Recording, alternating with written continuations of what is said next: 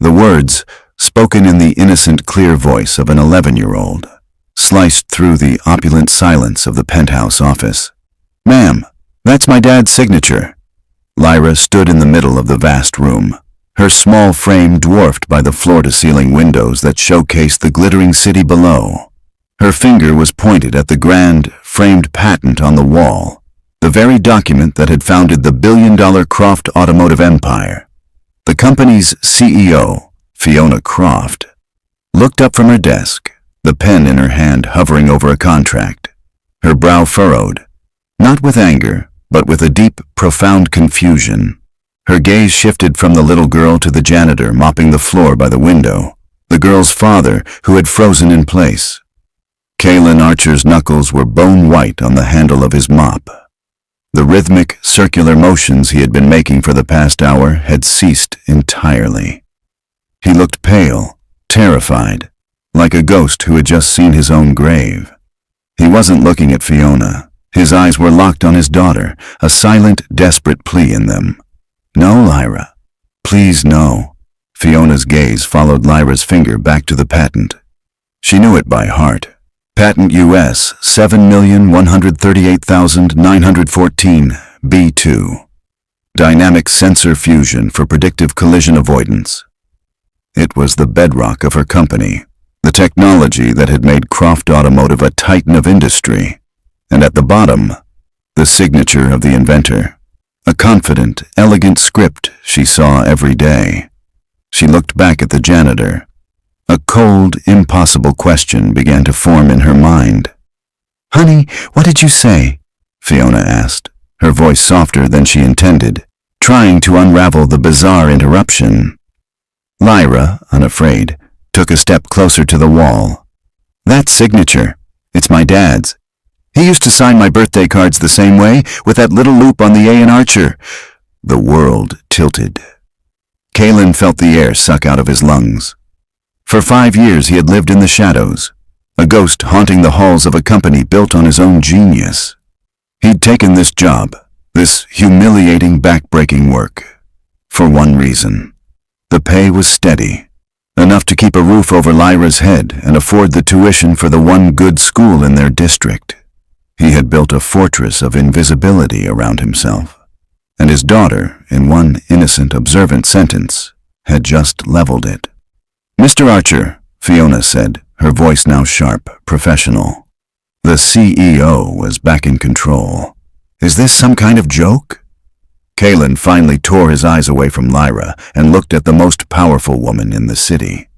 He saw not malice, but a sharp, analytical intelligence trying to compute an error in the system. "No, ma'am. Of course not," he stammered, his voice hoarse. "Lyra, apologize to Miss Croft. We're disturbing her." He tugged at his daughter's sleeve, trying to pull her away, to retreat back into the shadows. But Lyra stood her ground. "But it is, Dad." Look, Fiona stood up. She was a tall, commanding woman, and her tailored suit seemed to radiate authority. She walked over to the wall, her heels clicking softly on the polished marble floor. She peered at the signature, a name she had never met, the name of a brilliant engineer her father had bought this patent from years ago, right before he passed away. She had always been told the man was a recluse who wanted no part of the corporate world. Then, she turned and walked back to her desk, her expression unreadable. She tapped a few keys on her computer, her eyes scanning the screen. Kalen's heart hammered against his ribs. He knew what she was doing. She was pulling his employee file. The silence stretched, thick and suffocating. The only sound was the quiet hum of the building's climate control. Kalen could feel beads of sweat trickling down his back. This was it. This was how it ended. He'd be fired, blacklisted. Victor Blackwell would hear about this, and he would come for them. He would finish what he started 5 years ago. Fiona's printer whirred to life, spitting out a single sheet of paper.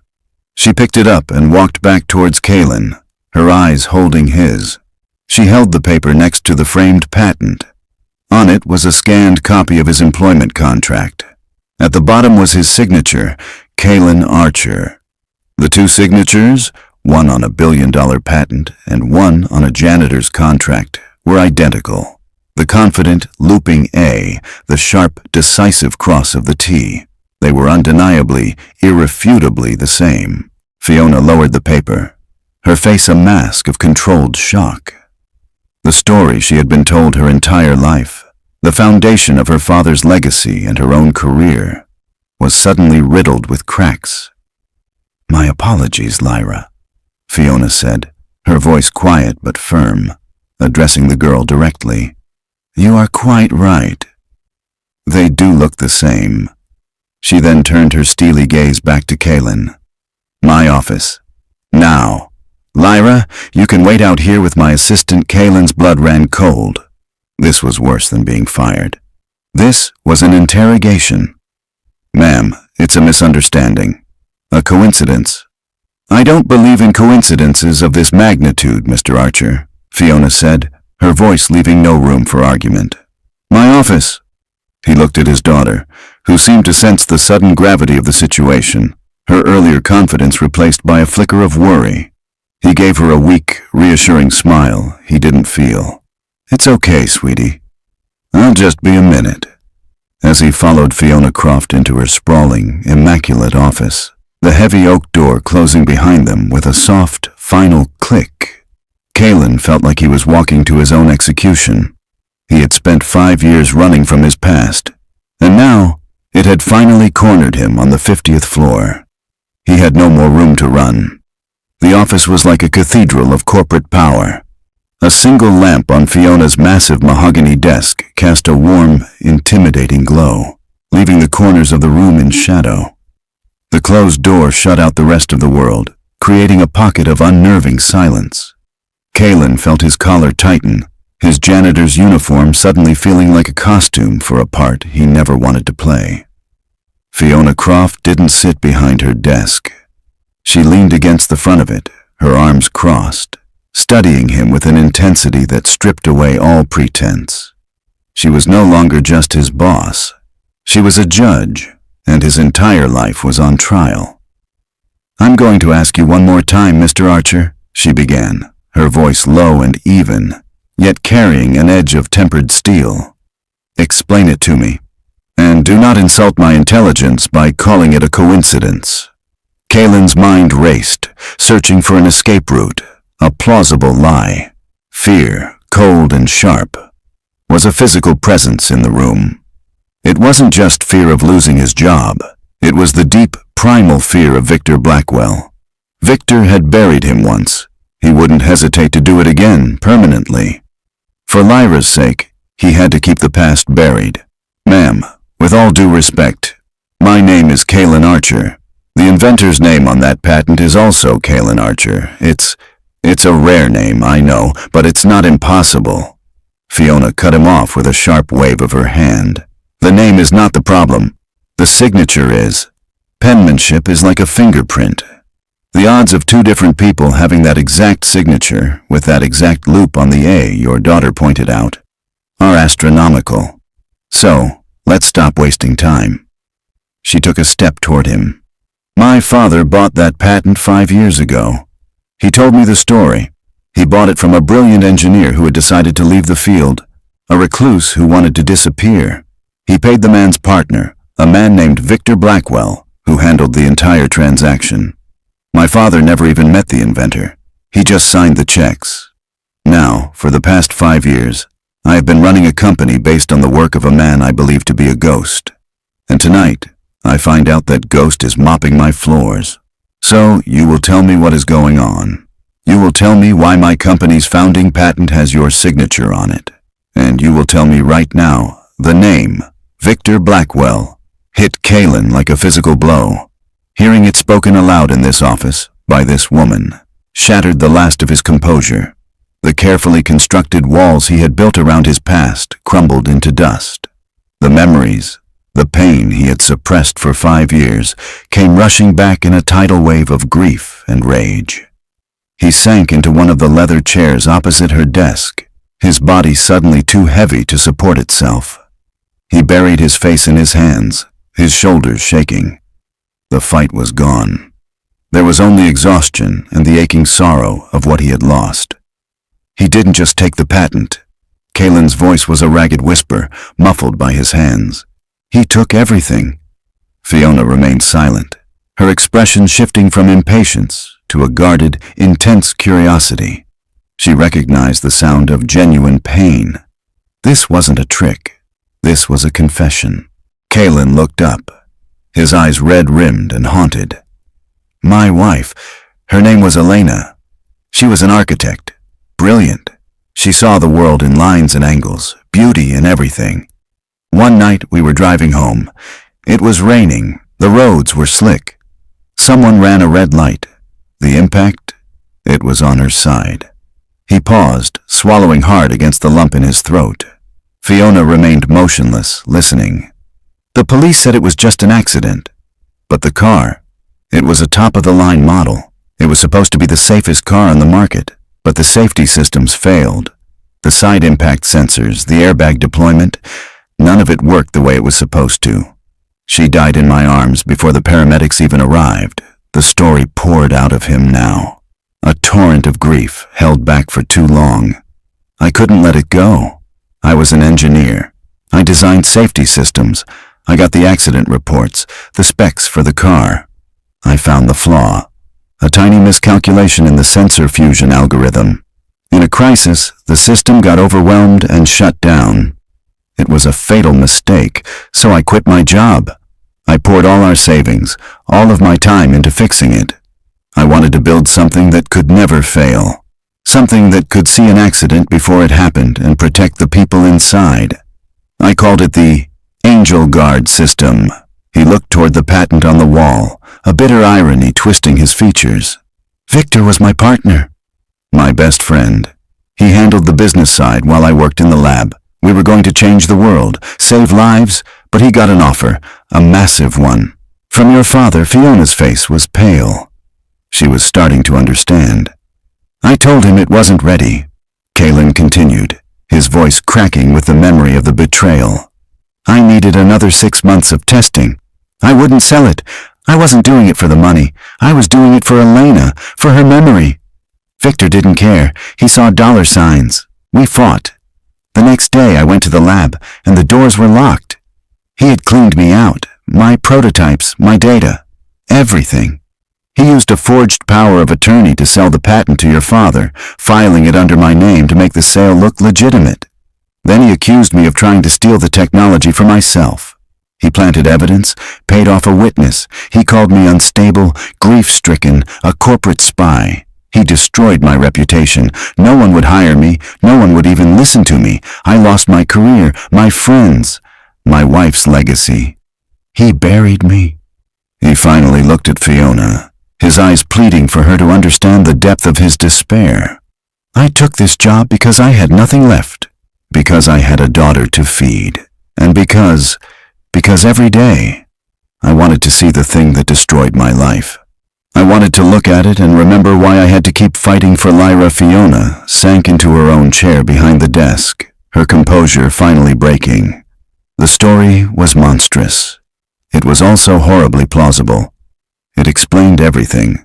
The reclusive inventor, Victor Blackwell's convenient role as the middleman, the sheer tragic irony of it all. Her company wasn't just built on a patent. It was built on a man's soul. Why didn't you go to the police? To the press? She asked, her voice barely a whisper. I did, Kalen said, a hollow laugh escaping his lips. It was my word against his. The word of a disgraced, unstable engineer against a charismatic, wealthy businessman. I had no proof. He had destroyed it all. They laughed me out of the room. Fiona stared at him, her mind connecting a dozen disparate points of information she had never understood. The quiet janitor who always seemed so sad, his fierce, protective love for his daughter, and the signature on the wall, a silent testament to a crime that had gone unpunished for 5 years. She stood up and walked to the window, looking out at the city her company had helped build. A city kept safe by a technology born from one man's heartbreak. A technology he had never been credited for. Don't come in for your shift tomorrow, Mr. Archer, she said, her back still to him. Kaylin's heart sank. It was happening. Please, Miss Croft, I need this job, for my daughter. She turned around, and for the first time, he didn't see a CEO. He saw a woman whose world had just been turned upside down. Her eyes were filled with a cold, simmering fury he realized was not directed at him. You don't work for me as a janitor anymore, Kaylin, she said, using his first name for the first time. Tomorrow, you and I are going to have a talk. Not here, somewhere private. I have a feeling we have a monster to find. Kaylin walked out of Fiona's office in a daze, the heavy door clicking shut behind him like the closing of a vault. He felt strangely hollowed out, as if the 5 years of repressed grief and anger he just unearthed had left a void inside him. Lyra jumped up from the plush sofa in the waiting area, her book forgotten. Her face was etched with worry. Is everything okay, Dad? Did I get you in trouble? He knelt, pulling his daughter into a fierce hug, burying his face in her hair. He breathed in her familiar scent of apple shampoo and pencil shavings, the only thing in his life that still felt real. No, sweetie, you didn't get me in trouble. You were brave. You always are. He couldn't tell her the truth. How could he explain that her simple, honest observation had cracked open a tomb, releasing monsters he had tried so hard to keep locked away? He just held her tighter, a silent promise to protect her from the fallout. Fiona's assistant, a kind-faced woman named Clara, gave him a sympathetic look as he signed out. Ms. Croft said you have the next few days off. Paid. Family emergency. Kaylin just nodded, his throat too tight to speak. He took Lyra's hand, and they walked through the silent, empty halls of Croft Automotive. The gleaming logos on the walls, the posters of award-winning cars, they all seemed to mock him. This was his kingdom, a place built from his mind and his heartbreak, and he had been scrubbing its floors on his hands and knees. As he and Lyra took the long bus ride home, Kaylin's mind was a storm of fear and a fragile, terrifying flicker of hope. For 5 years, he had been alone with his secret. Now, someone else knew. Not just anyone, but Fiona Croft. A woman with the power to either destroy him completely or give him the one thing he thought he'd lost forever, a chance at justice. Back in the penthouse, Fiona stood motionless in her office for a long time after Kaylin left. The confession echoed in the silent room. He took everything. The story was a poison, seeping into the foundations of her life. Her father, a man she revered, had been an unwitting pawn in a monstrous crime. The company she had poured her soul into was a monument to that crime.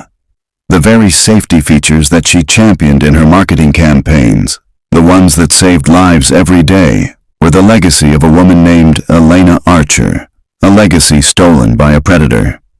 Her grief for Kaylin's loss was real and sharp, but it was quickly being forged into something harder, colder. It was rage. A calculated ice-cold fury. Victor Blackwell hadn't just destroyed Kaylin Archer.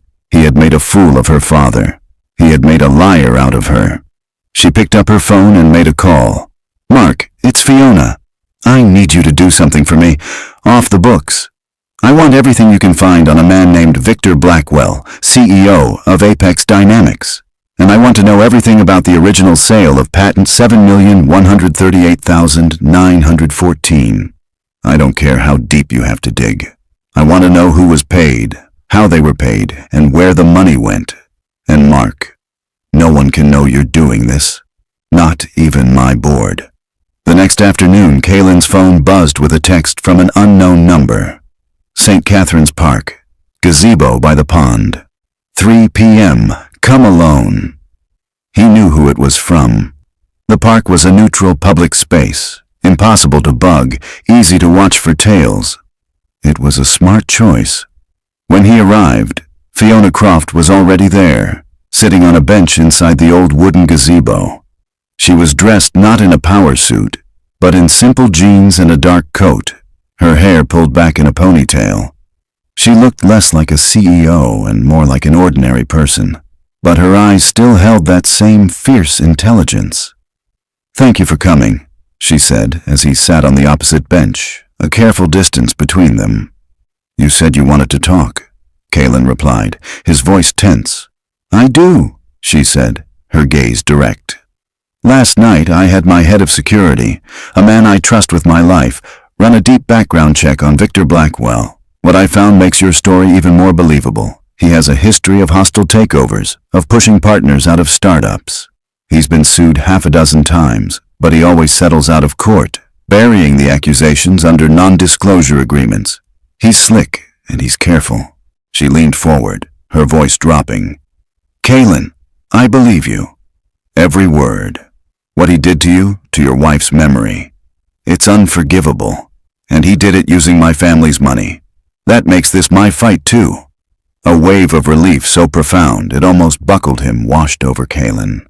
He wasn't crazy. He wasn't alone. "What can we do?" He destroyed all the evidence. "He thinks he did," Fiona corrected him. "Men like Blackwell, men driven by pure ego, they always make mistakes. They keep trophies. They get sloppy. We just need to find the one loose thread he missed. We need to find something he couldn't destroy, something that links him directly to the theft. A paper trail, an old email, a witness. Anything." Kalen racked his brain, sifting through the wreckage of his past. The lab notebooks, the server backups, the prototypes. Victor had been meticulous. He'd had the lab professionally wiped, all digital records erased. "The lab," Kalen said slowly, a memory stirring. "It was an old warehouse. After Victor locked me out, he kept it for another month before the demolition. He said he was disposing of hazardous materials. He was destroying the evidence." "And you think he might have missed something?" Fiona pressed. "I don't know, but there was a man, the foreman of the demolition crew. His name was Russo. A decent man. I tried to talk to him back then, to get him to let me inside to salvage some personal effects. He refused. Said his orders from Blackwell were absolute. Level the building and everything in it. But he looked guilty. He knew something wasn't right." Fiona's eyes lit up with a strategic fire. "A witness." "Someone who saw what Blackwell was so desperate to hide." "Do you know where to find him?" "I think so," Kalen said, the gears in his mind turning for the first time in 5 years, not with grief, but with purpose. He had a daughter who was sick. I remember talking to him about it. He said he was working demolition to pay her medical bills. Maybe I can find him through the hospital records." "Good," Fiona said, a grim smile touching her lips. "That's our first step. Find Russo." She stood up, pulling her collar against the autumn chill. "Kalen, you need to understand something. This is dangerous. Blackwell is not just a corporate thief. He's ruthless. If he finds out we're digging, he will come after us. He'll come after you, and he'll come after Lyra." The mention of his daughter sent a chill down Kalen's spine that had nothing to do with the weather. He looked Fiona in the eye, his own resolve hardening into steel. "He already took everything from me once," Kalen said, his voice low and steady. "I won't let him do it again. I'll do whatever it takes." As Fiona walked away, disappearing into the crowd of the park, Kalen stayed in the gazebo, a plan beginning to form. Hope was a dangerous thing, but for the first time in a long, long time, he felt its warmth spreading through him. He didn't notice the black car parked across the street from the park, or the man in the driver's seat who lowered a camera with a long focus lens, a photograph of the CEO and the janitor now saved on a memory card. Victor Blackwell had been alerted the moment Fiona's security chief started digging, and he had already put them under surveillance. In an office of smoked glass and black chrome that overlooked the city from a different, sharper angle, Victor Blackwell stared at the image on his tablet. The photograph was crystal clear. Fiona Croft and Kalen Archer, sitting on opposite benches in a public gazebo, their expressions grim and conspiratorial. The janitor and the CEO. A slow, cold smile spread across Victor's face. He wasn't surprised. He had built his empire, Apex Dynamics, on the simple principle that everyone had a weakness. Fiona's was her father's legacy. Kaylin's was his daughter, and both of them suffered from a foolish, sentimental belief in justice. "So, the ghost is talking," Victor murmured to the empty room. He swiped to the next file on his screen, a detailed report from his security team. It detailed Fiona's off-the-books inquiry into his past and the patent sale. It was clumsy, predictable. He had spent years building a digital fortress around that transaction, burying it under layers of shell corporations and legal firewalls. But Kaylin was different. He wasn't a file to be deleted. He was a loose end. Victor had assumed that 5 years of poverty and disgrace would have broken him completely. To see him now, meeting with Fiona Croft, meant the man's spirit hadn't been extinguished. It had merely been dormant. "A mistake," Victor said softly, his smile vanishing. He had allowed Kaylin to live, to wallow in his misery. He had seen it as a fitting, poetic punishment. Now he saw it for what it was, a strategic error, an error that needed to be corrected. He picked up his phone and dialed a number. "He's starting to be a problem," Victor said, his voice devoid of emotion. "I want you to send him a message. Something personal. Remind him what he still has left to lose." Meanwhile, Kaylin was a man possessed. For the first time in 5 years, the fog of grief had lifted, replaced by the sharp, electric focus of a mission. He dropped Lyra off at school, promising to pick her up for a surprise afternoon trip to the Science Museum, a place they hadn't been able to afford in years, thanks to the advance Fiona had given him. Then he went to the public library. He couldn't risk using his home computer. He spent hours hunched over a terminal, a ghost from a past life reawakened. The engineer inside him, the meticulous researcher, took over. He searched old union databases for demolition crews active 5 years ago. He cross-referenced names with public hospital records, looking for any foreman named Russo with a daughter who had undergone long-term treatment. The search was a frustrating maze of dead ends and outdated information. But Kaylin was relentless. He remembered Russo mentioning his daughter had a rare blood disorder. He narrowed his search to pediatric hematology wings. After 4 hours of painstaking work, a name finally flashed on the screen. Isabella Russo, treated at St. Jude's Memorial. Father, Frank Russo. The file listed a last known address in a working-class suburb an hour outside the city. Kaylin felt a jolt of adrenaline. He had a target. He printed the address, his heart pounding with a nervous energy he hadn't felt since the old days in the lab. That evening, as he walked up the cracked pavement to his small apartment building, a feeling of unease washed over him. The front door to the building, usually locked, was slightly ajar. He pushed it open cautiously. Everything seemed normal. But when he reached his own apartment on the second floor, he saw it. The lock was scratched, the wood around the deadbolt splintered, as if someone had tried to force it open and then thought better of it. His blood ran cold. He fumbled for his keys, his hands shaking, and unlocked the door. He stepped inside, his eyes scanning the tiny living room. Nothing seemed out of place. The old sofa, the small TV, the stack of Lyra's library books on the coffee table, all were exactly as he had left them. It wasn't a robbery. It was something worse. He walked slowly into Lyra's bedroom, and then he saw it. On her neatly made bed, right in the center of her pillow, was her favorite stuffed animal, a worn-out teddy bear named Barnaby. But something was wrong. Barnaby's right eye, a black plastic button, was missing. It had been carefully, deliberately sliced off.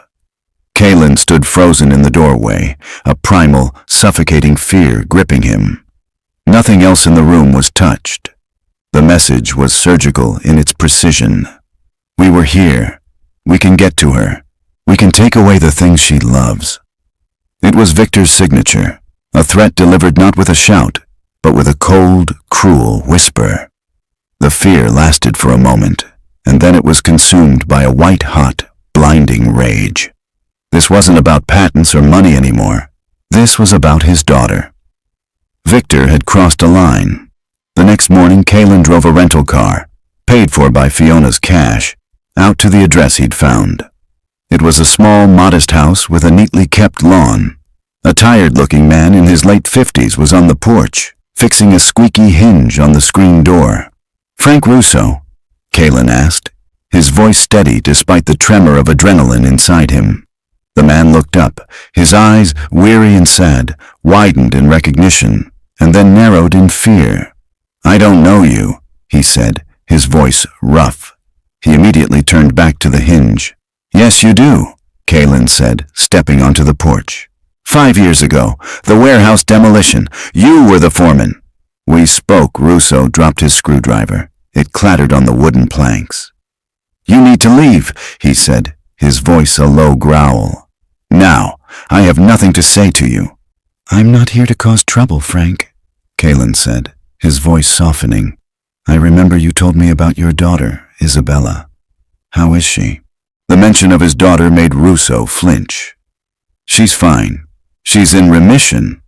No thanks to men like your old partner." He finally turned to face Kalen, his face a mixture of fear and long-held resentment. "That man, Blackwell. He paid me a lot of money to keep my mouth shut. Paid for my daughter's treatment. He told me if I ever spoke a word about what I saw in that warehouse, the money would stop, and my daughter would be out of the program. He said worse things would happen. Do you understand? I have a family to protect." "He threatened my daughter yesterday," Kalen said, his voice flat and cold.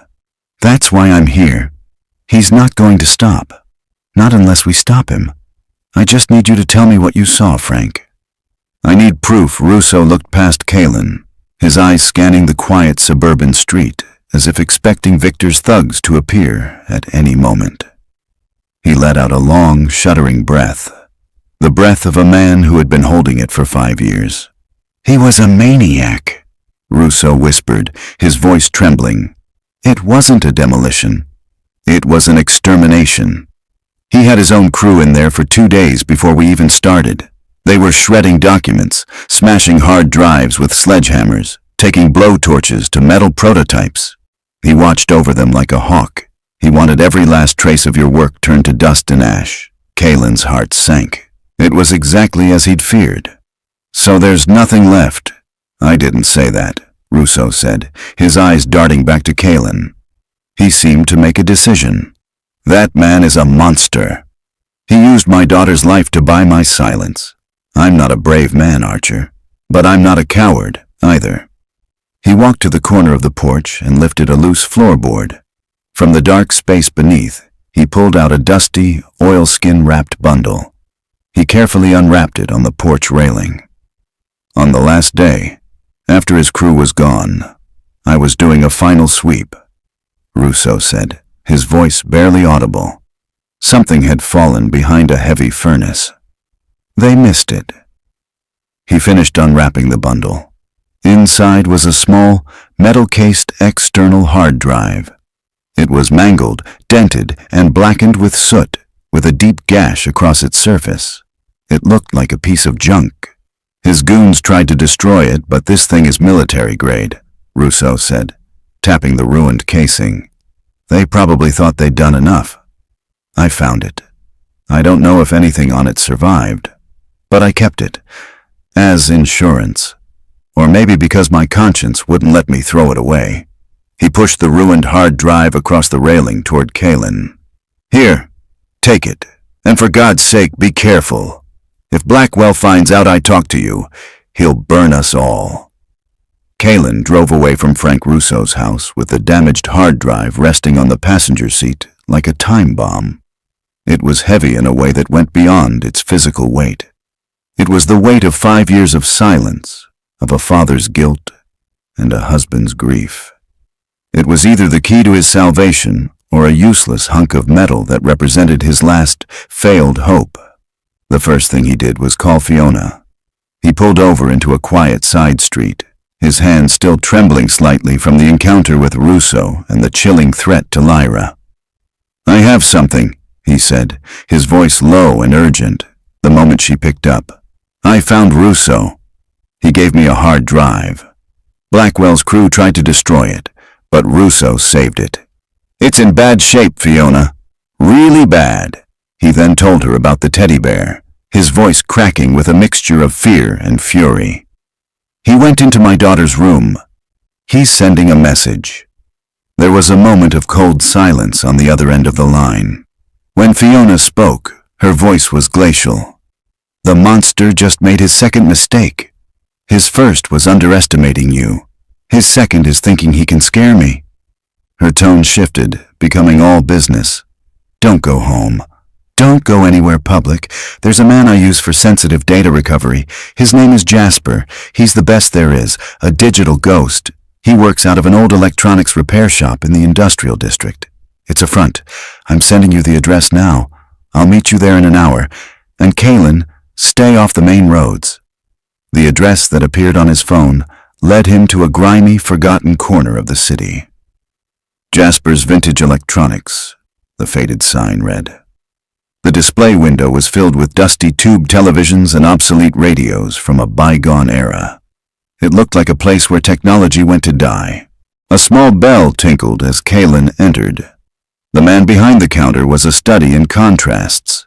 He was young, no older than 30, with a shock of bright purple hair and a series of intricate tattoos running up his neck. But his eyes were ancient and sharp, missing nothing. This had to be Jasper. You must be the friend of the collector, Jasper said, his voice a low, gravelly hum. It was clearly a code. She sent me, Kaylin confirmed, placing the mangled hard drive on the counter. Jasper picked it up, his tattooed fingers surprisingly gentle. He turned it over, examining the deep gash in the soot-blackened casing with the discerning eye of a surgeon inspecting a wound. Someone really wanted this to stay dead. Just then, Fiona Croft walked in, the bell tinkling again. She was dressed down once more, but her presence seemed to suck the air out of the small, cluttered shop. "Can you save it?" she asked Jasper, her voice cutting straight to the point. Jasper carried the drive to a workbench in the back that looked less like a repair station and more like a high-tech surgical theater. He plugged a series of cables into the damaged ports, his eyes fixed on a bank of monitors. Lines of code scrolled rapidly across one screen. Another showed a complex diagnostic schematic of the drive's internal platters. "The casing is military grade, just as you said," Jasper mused, his fingers flying across a keyboard. But the impact did some serious damage to the reader head assembly. The platters themselves might be intact. It's like trying to read a book with a broken magnifying glass in the dark. It's going to be slow. Very slow. How slow? Kaylin pressed, his anxiety mounting. "If the data is still there, and that's a big if," Jasper said, not looking up from his screen, "I might be able to start pulling coherent files in 24 to 48 hours. I'll have to reconstruct the file system from scratch. I'll call you the second I have anything." The next day was the longest of Kaylin's life. He kept Lyra home from school, telling her the school had a plumbing issue, a lie that felt flimsy and transparent. They spent the day at the Science Museum as promised, but Kaylin couldn't focus. He watched every person who lingered near them, every car that drove by too slowly. Victor's threat had turned the entire world into a landscape of potential dangers. He saw threats in every shadow.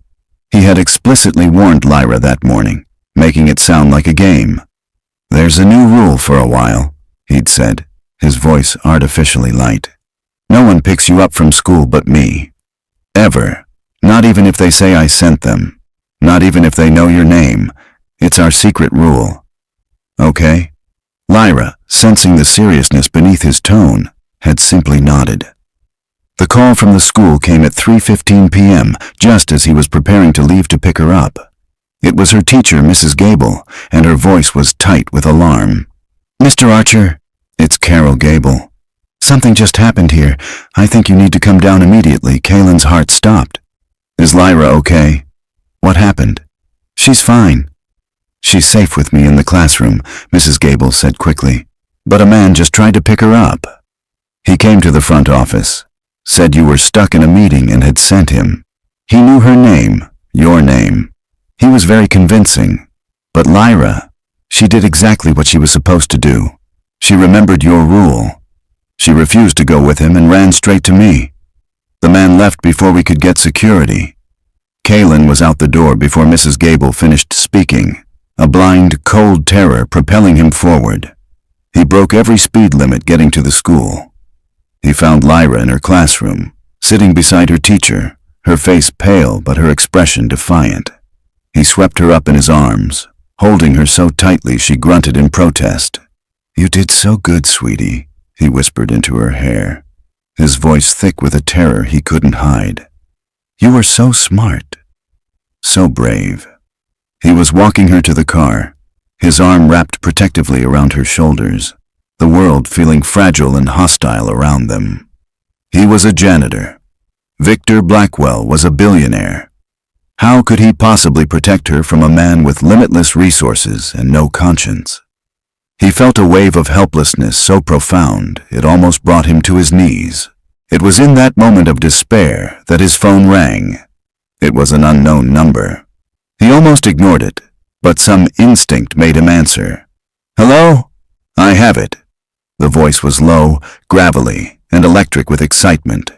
It was Jasper. "It took me all night, but I bypassed the damaged sectors and rebuilt the primary index. It's fragmented, but it's here. Kaylin, I've found a video file." "A video file?" Kaylin repeated, his voice tight. The world seemed to shrink down to the voice on the phone, and his daughter's small hand clutching his.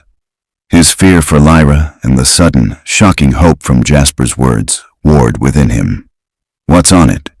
"Can't tell yet. It's corrupted, playing back in fragments. But I can see two figures arguing in what looks like a lab. The audio is what I'm trying to restore now," Jasper said. "You need to see this, but don't come here. The friend of the collector. She said you're hot. My shop is clean, but I don't like visitors when the oven is on." Kaylin understood. He clicked off the phone and immediately dialed Fiona. He explained the attempted abduction and Jasper's discovery in a torrent of frantic, whispered words. "He tried to take her, Fiona."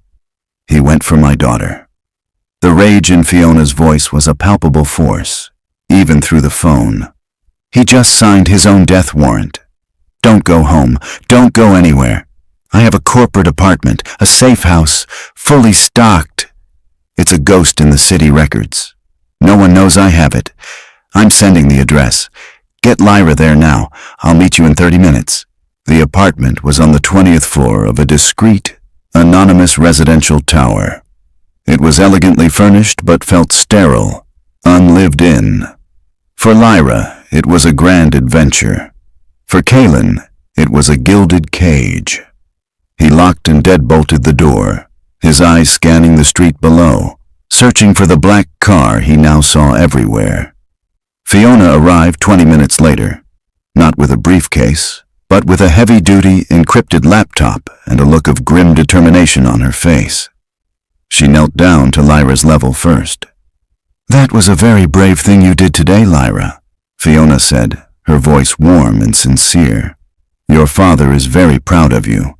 I am too." She then handed Lyra a tablet she'd brought. "I've loaded this with every game and movie you could possibly want. Why don't you go explore the bedroom? We have some boring grown-up stuff to talk about."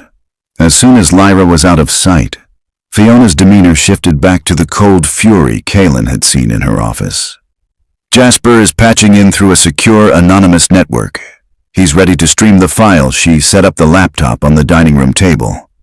A moment later, Jasper's face appeared in a small window, looking tired but exhilarated. "All right, kids," he said, his voice tinny through the speakers. "Let's see what we've dug up." The video is from a lab security camera, time-stamped 5 years ago. The audio was a mess, but I managed to isolate the voice tracks. I'm sending it now. What you're about to see? It's raw footage. A video player filled the screen. The image was grainy, black and white, the angle high from a corner of a room Kaylin knew as well as his own skin. It was his old lab. And there they were, Two figures, younger, angrier versions of himself and Victor Blackwell. The video was silent for a moment as the two men gesticulated wildly. Then, the audio crackled to life. "Can't sell it, Victor. It's not ready." His own voice, raw with desperation, filled the apartment. "It's for Elena." Victor's face, captured in the grainy footage, was a mask of reptilian greed. "Elena's dead," he snarled, the words dripping with venom. "This isn't a memorial, it's a gold mine. I am not letting your sentimentality get in the way of a billion-dollar deal." Kaylin flinched as if struck, the words as painful now as they had been then. Beside him, Fiona's hands clenched into tight fists on the table. The Kaylin on the screen was pleading, "It's my work, my name, you can't—" "Your name?" Victor laughed, a cruel, ugly sound. "Your name is about to be mud. I've already set the stage. I have emails showing your erratic behavior. I have a witness who will testify you tried to sell our research to a competitor. By the time I'm done, everyone in this industry will think you're an unstable, grieving fool who tried to commit corporate espionage. I will destroy you, Kaylin. I will ruin you so completely that no one will ever listen to a word you say again. This invention, your wife's little tribute, it's mine now." The finality, the sheer premeditated evil in those words, hung in the air. The video ended with Victor lunging forward, shoving the on-screen Kaylin hard against a workbench. The camera shook violently, and the feed cut to static. Silence. The only sound in the room was a soft, choked sob. Kaylin turned. Fiona Croft was staring at the screen, her face pale, her composure utterly shattered. Tears were streaming down her face, silent and unstoppable. They weren't tears of pity. They were tears of profound, soul-shaking rage, of guilt, of a grief that was not her own, but that she now felt with the force of a physical blow. She was crying for the man on the screen, a grieving husband being brutally stripped of his last connection to his dead wife. She was crying for the woman named Elena, whose memory was being desecrated for profit. She was crying for the ugly, terrible truth of the world, that a monster like Victor Blackwell could win. And she was crying for her own unwitting role in it all, for the billions she and her company had made while the true inventor was scrubbing her floors, his heart broken, his spirit crushed. The secret was out, and it had left the CEO in tears. Kaylin watched her, his own grief momentarily forgotten, replaced by a strange sense of vindication. He wasn't crazy. It had all happened. Fiona's sobs subsided, replaced by a long, shuddering breath. She wiped her eyes with the back of her hand, but the tears had washed away her composure and left behind something far more dangerous. Pure, unyielding steel. She looked at Kaylin, her eyes blazing with a fire he had never seen before. "He didn't just bury your career that day," she said, her voice shaking with rage. "He buried a confession." She closed the laptop with a sharp, final snap. "Now," she said, her voice dropping to a low, dangerous whisper, "we're going to dig it up and bury him with it." The grainy image of Victor Blackwell's face, contorted with rage and greed, seemed to be burned onto the dark screen of the laptop. The air in the safe house was thick with the aftershock of the confession. Kaylin felt a strange sense of detachment, as if he'd just watched a scene from a movie, a tragedy about some other man. But the raw, trembling fury emanating from Fiona Croft was undeniably real. "He gave us the weapon," she said, her voice a low, dangerous growl. "He handed us the very knife he used to stab you in the back." She began to pace the length of the spacious living room, not with nervous energy, but with the caged intensity of a predator. "We can't just leak this. Blackwell's legal team would tear it apart. They'd claim it was a deep fake, manufactured by a rival. He'd bury us in lawsuits and injunctions. The police. It would be better. But a man like him can tie up the justice system for years. The video would get locked away in an evidence locker while he walks free on bail." She stopped, turning to face Kaylin, her eyes alight with a brilliant, ruthless fire. "No, for what he did, a quiet conviction is not enough. He built his empire in the public eye. He needs to be destroyed in the public eye. We have to create a situation so public, so undeniable, that there is no escape, no spin, no plausible deniability. Kalen, seeing the strategic mind of a CEO at war, felt his own purpose sharpen. You want to set a trap. I want to build a stage, Fiona corrected him, and make him the star of his own execution. She picked up her phone and dialed her head of security. Mark, I need Victor Blackwell's schedule for the next week. Every public appearance, galas, press conferences, keynote speeches. I want to know where he's going to be, who he's going to be with, and what the media coverage will be. And I need it an hour ago. While they waited, Fiona insisted on turning the safe house into a fortress. She had two of her most trusted security personnel, plain-clothed, discreet, but built like brick walls, stationed in the lobby and on their floor. They're not to leave your side until this is over, she told Kalen. Lyra's safety is the priority. An hour later, Fiona's laptop chimed. Mark's report was thorough. Victor Blackwell was scheduled to be the guest of honor at the annual Automotive Innovation Gala in 2 days. It was the industry's most prestigious event. A black tie affair crawling with journalists, investors, and the most powerful figures in the tech world. He was slated to receive the Visionary of the Year award. The irony, Kalen breathed, a bitter taste in his mouth. He's getting an award for the work he stole from me. And that, Fiona said with a grim smile, is our stage. Her mind was already working, dissecting the problem into a series of strategic moves. An awards ceremony.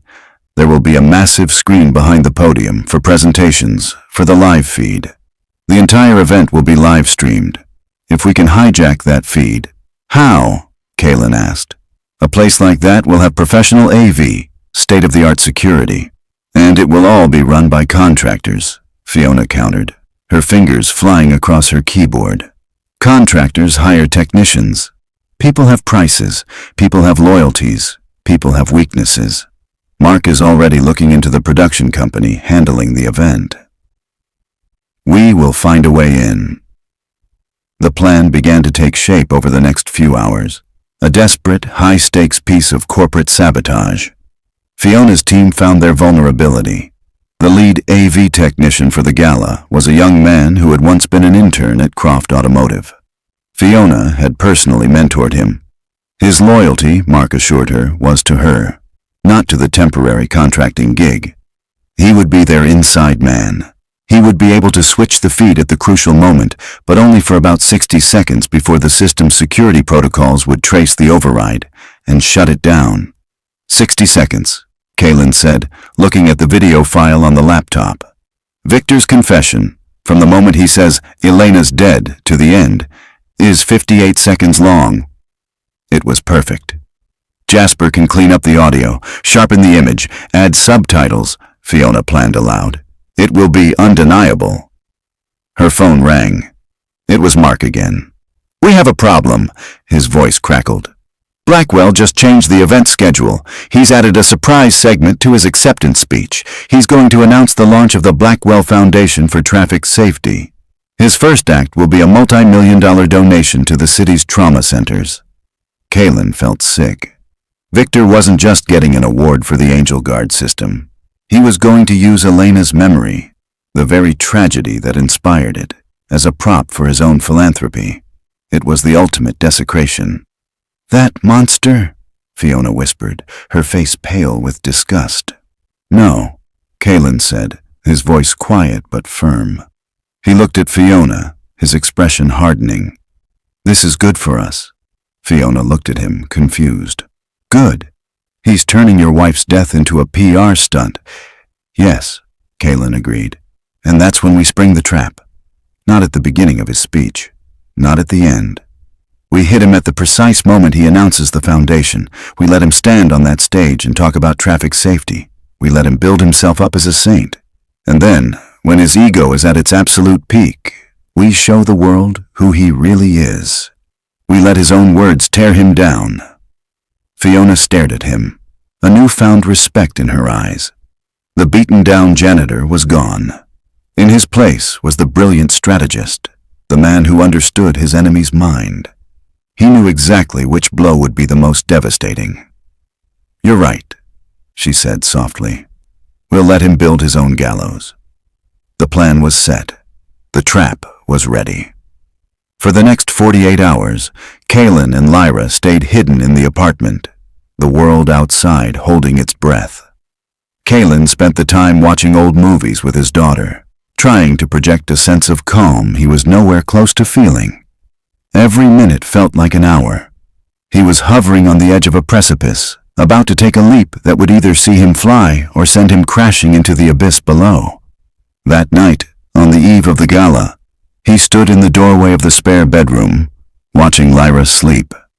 Her face was peaceful, untroubled, her damaged teddy bear, Barnaby, tucked under her arm. He had carefully sewn the button eye back on. It was a small, simple act of repair, but it felt monumental. He was putting the broken pieces of his life back together. He thought of Elena, of her bright, fierce spirit. He thought of the 5 years of darkness. Tomorrow, he would step back into the light, not as a victim, but as a father fighting for his daughter, and as a husband fighting for the memory of his wife. Tomorrow, the ghost would have his say. The night of the Automotive Innovation Gala was a symphony of wealth and power. Crystal chandeliers dripped light onto a sea of tuxedos and designer gowns. The air hummed with polite laughter, the clinking of champagne glasses, and the murmur of billion-dollar deals being struck between courses. Fiona Croft, seated at a table near the front, was the picture of corporate elegance. She smiled, she engaged in small talk, she projected an aura of unshakable calm. But beneath the surface, her nerves were stretched taut. Every time she glanced at the massive screen behind the stage, her heart hammered against her ribs. Miles away, in a nondescript commercial van parked 3 blocks from the gala, Kaylin Archer sat beside Jasper in a cramped mobile command center. The van was packed with humming servers and monitors displaying a dozen different camera feeds from inside the ballroom. The AV technician, a young man named Leo, sat at the main console, his face pale and beaded with sweat. "The feed is ours," Leo whispered, his fingers hovering over the keyboard. "I've created a loop of the Foundation's logo. When you give the signal, I bypass the main server and patch in Jasper's video file. We'll have 58 seconds before their system flags the override and cuts us off." Kaylin's eyes were glued to the main monitor, which showed a live feed of the stage. He had left Lyra at the safe house with Clara, Fiona's trusted assistant, and 2 security guards. She was safe. He had repeated that to himself 100 times, but the fear for her was a constant cold knot in his stomach. This had to work. He watched as Victor Blackwell glad-handed his way through the room, exuding a charisma that was almost hypnotic. He was the king in his court, accepting congratulations, his teeth flashing in a predatory smile. Kaylin felt a surge of cold hatred. Finally, the moment arrived. The presenter, a famous industry journalist, announced the winner of the Visionary of the Year award, a man whose commitment to safety and innovation is an inspiration to us all. Mr. Victor Blackwell. The ballroom erupted in applause. Victor strode to the stage, bathed in the glow of the spotlights. He accepted the heavy crystal award, holding it aloft for the cameras. He began his speech, his voice smooth and practiced. He thanked the committee, his team, his investors. He spoke of a future with 0 traffic fatalities. Kaylin's hands clenched into fists. In the van, the silence was absolute. "And now," Victor said, his voice swelling with false emotion, "I want to share something deeply personal. True innovation isn't just about technology. It's about heart. It's about protecting our loved ones. It's in that spirit that I am proud to announce the formation of the Blackwell Foundation for Traffic Safety." The screen behind him lit up with the Foundation's elegant logo. The crowd murmured in approval, some beginning to applaud the grand philanthropic gesture. "To launch the foundation," Victor continued, his smile at its widest, I am making an inaugural donation of $10 million to our city's trauma centers to help the families affected by tragic accidents. In the van, Kalen leaned forward, his eyes locked on Victor's triumphant face. He saw the ghost of Elena, the memory of the hospital, the 5 years of darkness. He thought of Lyra's teddy bear, its eyes sliced out. He pressed the button on his headset. His voice was a dead calm whisper. Now. On the console, Leo's fingers danced. Feed is live. In the ballroom, the Foundation's logo on the giant screen flickered. For a split second, it was replaced by a screen of pure static, causing a confused murmur to ripple through the audience. Victor, momentarily thrown off, paused his speech, and then it appeared. Grainy, black and white footage of a dark industrial lab. The confused murmurs quieted, replaced by a tense, curious silence. On screen, a younger Victor Blackwell was shouting. The audio, cleaned up by Jasper, was crystal clear, blasting through the ballroom's state-of-the-art sound system. "Elena's dead! This isn't a memorial, it's a gold mine." A collective gasp went through the room. On stage, Victor Blackwell's smile froze, then melted into a mask of raw, slack-jawed shock. His eyes darted from the screen to the audience, his face draining of all color. "I will destroy you, Kalen. I will ruin you so completely that no one will ever listen to a word you say again. This invention, it's mine now." The journalists in the room were already scrambling, their phones held up, recording. The live stream was broadcasting every horrific second to the world. The room was utterly silent, the only sound Victor's own recorded voice, dripping with venom and greed, confessing his crimes. On stage, Victor was trapped in the spotlight, a deer in the headlights of his own making. He frantically waved his arms at the AV booth at the back of the room. But it was useless. The video ended with Victor lunging forward. The screen cut back to static for a second, and then to the benign logo of the Automotive Innovation Gala. A deafening, profound silence hung in the air for 3 long seconds. It was broken by a single, sharp sound. From her table near the front, Fiona Croft began to applaud, slowly and deliberately. Then, the room exploded into chaos. Reporters surged toward the stage, shouting questions. "Mr. Blackwell, was that you in the video? Who is Kalen? Did you steal the Angel Guard patent?" Victor stumbled backward, his face a grotesque canvas of terror. He looked like a cornered animal, his empire, his reputation, his entire life dissolving around him in 58 seconds. He turned to flee, but his path was blocked. Security guards were moving onto the stage, their faces grim, and pushing through the panicked crowd from the main entrance was a group of men and women in dark suits, their badges identifying them as federal agents. Fiona had made one last call just before the video aired. In the van, Kalen watched as 2 agents flanked a stunned, babbling Victor Blackwell. He didn't feel triumph. He didn't feel joy. He just felt quiet. A profound, bone-deep sense of peace. The weight he had been carrying for 5 years was finally gone. Jasper let out a long, low whistle. "Well," he said, a slow grin spreading across his face. "You don't see that every day." Kalen leaned back in his chair, the tension draining out of him, leaving him weak and trembling. He closed his eyes. The ghost had spoken, and the whole world had heard him. The chaos in the ballroom was a distant, muted roar on the monitor.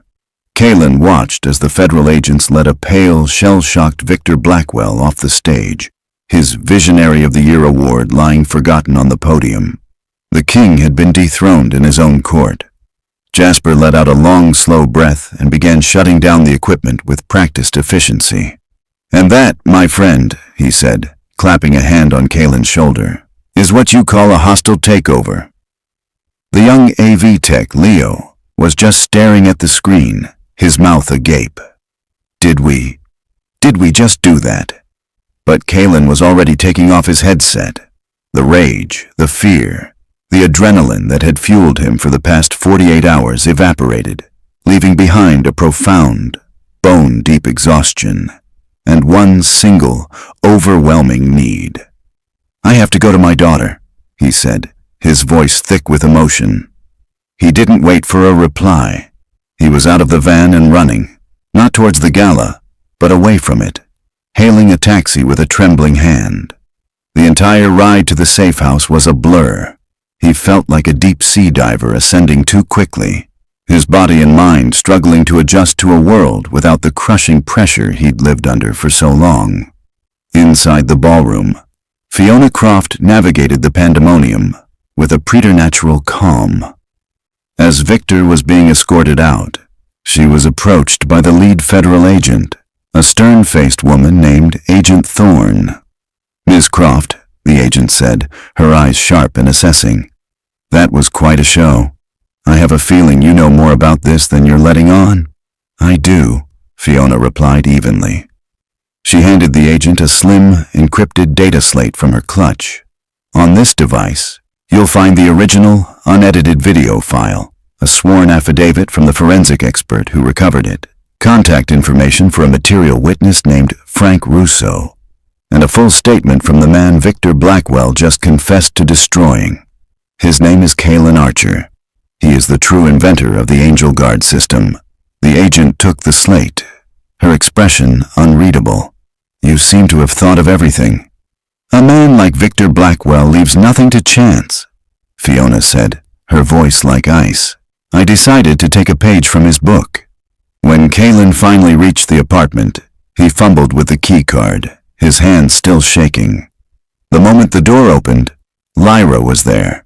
She launched herself into his arms, wrapping her small frame around him. "Did you see it, Dad?" she asked, her voice muffled against his chest. "Clara let me watch the news. They're talking about you. They said your name." He lifted her up, his face buried in her hair, and for the first time in 5 years, he didn't have to fake a smile. The tears that came were not of grief or fear, but of pure, unadulterated relief. The weight was gone. He was no longer a ghost. He was just a father holding his child. The days that followed were a media tsunami. The gala confession was the biggest story in the world. Victor Blackwell's empire, Apex Dynamics, collapsed like a house of cards. His board resigned, his investors fled, and he was hit with a mountain of federal charges from which there was no escape. The video was the ultimate proof, his own words, his final judge. A week later, Kalen found himself walking through the halls of Croft Automotive once more. But this time, he wasn't pushing a mop bucket. He was wearing a new suit, a gift from Fiona, and he was walking toward the penthouse office not as an employee, but as a guest. Fiona greeted him at the door, not from behind her desk. She gestured for him to sit in one of the leather chairs, the same one he had collapsed into in despair just a week earlier. The framed patent was gone from the wall. "The legal team says the case against him is ironclad," she began, her tone warm and professional. "He'll be in prison for a very long time. His assets have been frozen. A portion of them will be allocated for restitution. To you," she slid a folder across the desk. "This is a preliminary calculation of the patent royalties you should have been paid over the past 5 years, plus damages. It's a significant number, Kalen. You and Lyra will be taken care of for the rest of your lives."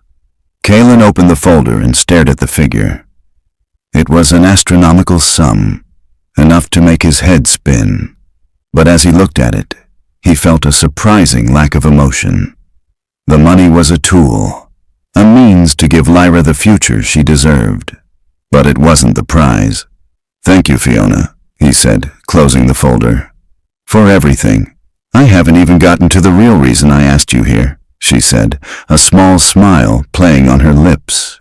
She pointed to the empty space on the wall where the patent had hung. "That belongs to you. But I have a proposition. I want to hang it back up. But this time, I want the man whose name is on it to be here, with us." She leaned forward, her expression earnest. "Kalen, what Victor stole from you was more than just money. He stole your purpose. I want to give it back. I'm creating a new independent research and development division at this company, the Croft Archer Advanced Safety Division. Its sole mission will be to invent the future of automotive safety with no compromises, no shortcuts. I want you to run it. You'll have an unlimited budget, your own team, complete autonomy. All I ask is that you do what you were born to do. Save lives. Kalen was speechless. He looked at Fiona, the woman who had been his boss, his secret ally, and now his partner in justice. He saw the genuine respect in her eyes. He thought of the lab, of the thrill of creation, of the mission he had started in Elena's name. It was all being handed back to him, redeemed and made whole. You don't have to answer now, Fiona said gently. I don't need to, Kalen replied, a slow, genuine smile spreading across his face for the first time in what felt like a lifetime. When do I start? 1 year later, the scent of ozone and hot metal had replaced the smell of bleach and floor polish in Kalen Archer's life. He stood in the center of the Croft Archer Advanced Safety Division, a sprawling, sunlit laboratory that felt more like an inventor's paradise than a corporate R&D wing. Whiteboards covered in complex equations flanked holographic design tables, and a team of the industry's brightest young engineers worked with a quiet, focused energy. Kalen was no longer a ghost. He moved through the space with a calm, easy confidence, the man he was always meant to be. He was dressed in a simple button-down shirt and jeans, but he commanded more respect than any suit in the building. He had his purpose back. He was examining a 3D projection of a new sensor array when Fiona Croft walked in, holding 2 cups of coffee. She no longer entered with the formal air of a CEO, but with the familiar warmth of a friend. The ordeal they had been through had forged a bond of trust and mutual respect that went far beyond the boardroom. The first production models with the fully integrated Gen 2 Angel Guard system roll off the line next week, she said, handing him a cup. Elena's legacy. It's finally real. Kalen looked at the name etched in frosted glass on the lab's main door. The Elena Archer Innovation Center. Fiona had insisted on it. She would have loved this, he said, his voice quiet. She always said the best designs were the ones that protected people. Later that afternoon, Kalen left the lab and drove a new Croft sedan, one of the first models equipped with his perfected system, to pick up Lyra from school. He watched as she ran out of the stately brick building, her backpack bouncing, her face alight with the uncomplicated joy of a child who feels safe in her world. She chattered happily on the way home, talking about her art class, her friends, and a science project she was excited about. Kalen listened, the sound of her voice the sweetest kind of music. The fear that had been his constant companion for 5 years was gone, replaced by a profound and peaceful gratitude. The money from the restitution had secured their future, but it was these simple, ordinary moments that were the real treasure. That weekend, the 3 of them, Kalen, Lyra, and Fiona, stood on a sun-dappled hill in a quiet cemetery. They had come to dedicate a new, beautifully carved granite bench in front of Elena's headstone. Lyra placed a small bouquet of wildflowers she had picked at the base of the stone. I told my art teacher about Mom, she said softly, looking at her dad. I'm painting a picture of her. From that photo on your desk. The one where she's laughing, Kalen knelt and hugged her. She would love that more than anything. Fiona stood back, giving them their moment. She had become a fixture in their lives, a beloved friend to Kalen and a cherished mentor figure to Lyra. She watched them, a family made whole again not by blood, but by courage and loyalty, and felt a sense of peace that no stock price or sales report had ever given her. Kalen had not only saved his own life, he had, in a way, saved hers, reminding her of the human cost of the business she ran and the profound good it could do. As the sun began to set, casting long shadows across the grass, Kalen looked from Elena's name, etched in stone, to his daughter's bright, hopeful face. He had made it. He had walked through the darkest of valleys and emerged into the light on the other side. His wife's legacy was not one of tragedy, but of salvation. It lived on in every car that left the factory, in every family that made it home safe. Thank you for letting me share that story with you. I'm always curious. After the silence settles, what's the one thought or feeling that's staying with you? There's no right or wrong answer, of course. I just find that sharing those little echoes is what makes these stories truly come alive. Feel free to leave your thought in the comments below. And if you'd like to explore more worlds like this one together, make sure you're subscribed with the notification bell turned on. There are so many more journeys to take. For now, thank you for your time and your imagination. It means the world. I'll see you in the next chapter.